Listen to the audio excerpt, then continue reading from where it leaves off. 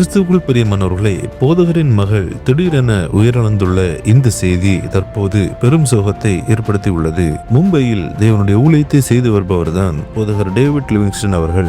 இவரின் மகள்தான் பிரயரினா ஜாயல். இவர் தற்போது 12ஆம் வகுப்பு படித்து வருகிறார். இந்நிலையில் போதகரின் மகளுக்கு திடீரென ஏற்பட்ட உடல்நலக் குறைவின் காரணமாக மருத்துவமனையில் அனுமதிக்கப்பட்டார். ஆனால் சிறிது நேரத்தில் சிகிச்சை பலனின்றி தேவனுடைய ராஜ்யத்திற்கு சென்றடைந்தார். போதகரின் மகளின் இந்த இறப்பு செய்தி அனைவரையும் பெரும் சோகத்தில் ஆழ்த்தியுள்ளது. மேலும் இன்றைய தினம் மும்பை பகுதியில் அமைந்துள்ள ட்ரூ லைஃப் திருச்சபையில் வைத்து போதகரின் மகளின் அடக்காராதனை நடைபெறுகிறது.